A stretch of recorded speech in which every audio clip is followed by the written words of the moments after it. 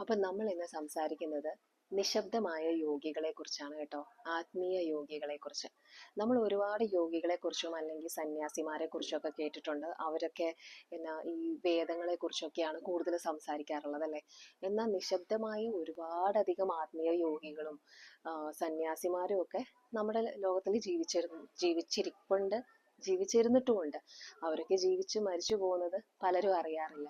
എന്നാൽ ഫേമസ് ആയിട്ട് കുറേ അധികം ആളുകൾ അറിയുന്ന ഒന്ന് രണ്ട് പേരുടെ പേര് ഞാൻ പറയാം.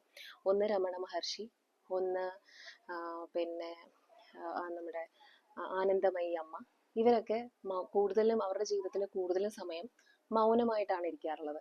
രമണ മഹർഷിയുടെ ഒരു കാര്യം പറയുകയാണെങ്കിൽ അദ്ദേഹത്തിന്റെ ഫോളോവേഴ്സ് പറയാറുള്ളത് എന്താന്ന് വെച്ചാൽ, അദ്ദേഹത്തിന് എന്തെങ്കിലും പറയാനുണ്ടെങ്കിൽ ആ നിശബ്ദമായ ഒരു നോട്ടം മതി, അതിൽ നിന്ന് അവർക്ക് പറയാനുള്ള കാര്യങ്ങൾ അവർക്ക് മനസ്സിലാവും എന്നാണ് അവർ പറഞ്ഞുകൊണ്ടിരുന്നത്. വളരെ എന്താ പറയുക, ആശ്ചര്യമായിട്ടുള്ള ഒരു കാര്യമാണ് അല്ലേ. അപ്പൊ എന്തായാലും എന്താണ് മൗനം? മൗനം എന്ന് പറഞ്ഞാൽ അതെന്താ പറയുക, ഒരു ശബ്ദമില്ലായ്മ എന്നൊരു അവസ്ഥയല്ല. നമുക്ക് നമ്മുടെ സോളിനെ അല്ലെങ്കിൽ നമ്മുടെ ഉള്ളിലുള്ള ഇൻറ്റ്യൂഷൻ അല്ലെങ്കിൽ നമ്മുടെ ഉള്ളിലുള്ള ഒരു എന്താ പറയണ ആത്മീയമായ ഒരു ഉണർവ്, അതാണ് ശബ്ദമില്ലായ്മ എന്ന് പറയുന്ന ഒരു അവസ്ഥ എന്ന് പറയുന്നത്. അപ്പൊ എന്തുകൊണ്ടാണ് കൂടുതലും ഈ സന്യാസിമാരല്ലെ ആത്മീയ ഗുരുക്കന്മാര് നിശബ്ദത അല്ലെങ്കിൽ ശബ്ദമില്ലായ്മ ചൂസ് ചെയ്തത്? അപ്പോൾ അവര് പറയണത് അവർക്ക് ഒന്ന് ഇന്നർ പീസ്, അവർക്കൊരു ഇന്നർ പീസ് ഉണ്ടാവും. രണ്ടെന്ന് പറയുന്നത് ഈ സ്പിരിച്വാലിറ്റി പലപ്പോഴും നമുക്ക് വാക്കുകൾ കൊണ്ട് എക്സ്പ്രസ് ചെയ്യാൻ പറ്റുന്ന കാര്യങ്ങളല്ല, വാക്കുകൾക്കും അതീതമാണെന്നൊക്കെ നമ്മൾ പറയില്ലേ, അതുപോലെയാണ് സ്പിരിച്വാലിറ്റി. നമുക്ക് വാക്കുകളെക്കാളും ഒരുപാടുണ്ട് അത് പറയാൻ, അത് നമുക്ക് വാക്കുകളിലൂടെ എക്സ്പ്രസ് ചെയ്യാൻ പറ്റില്ല.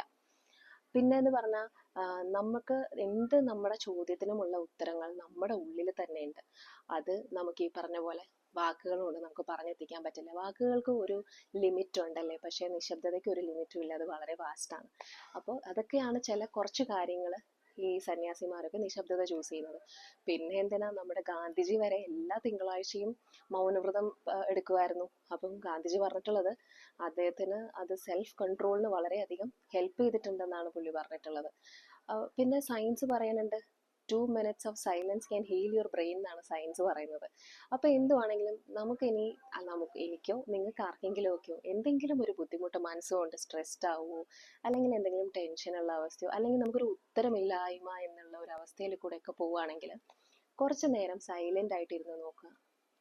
സൈലൻസിലൂടെ നമുക്ക് നമ്മുടെ ഉള്ളിലുള്ള ആ ഒരു ഇൻറ്റ്യൂഷനെ കേൾക്കാൻ നമുക്ക് സാധിക്കും. ഇന്നത്തെ ലോകം എന്ന് പറഞ്ഞാൽ എന്തുവാ, വളരെ നോയ്സി ആയിട്ടുള്ള ഒരു ലോകം. ഇതിൽ സൈലൻസിന് ഒരു പ്രാധാന്യം ഇല്ലാത്ത ഒരു കാലം പോലെയാണ് ഇപ്പൊ കടന്നുപോയിക്കൊണ്ടിരിക്കുന്നത്. അപ്പം നമ്മൾ സൈലന്റ് ആയിട്ട് കുറച്ചു നേരം ഇരുന്ന് നോക്കിയാൽ നമുക്ക് ഇപ്പം സ്ട്രെസ്ഡ് ആയിട്ടിരിക്കുന്ന ഒരാൾക്ക് ശാന്തമാവാനും ഉത്തരങ്ങൾ തേടി നടക്കുന്നവർക്ക് ഉത്തരം കിട്ടാനും ഒക്കെ പറ്റുന്ന ഒരു മാർഗമാണ് സൈലൻസ്.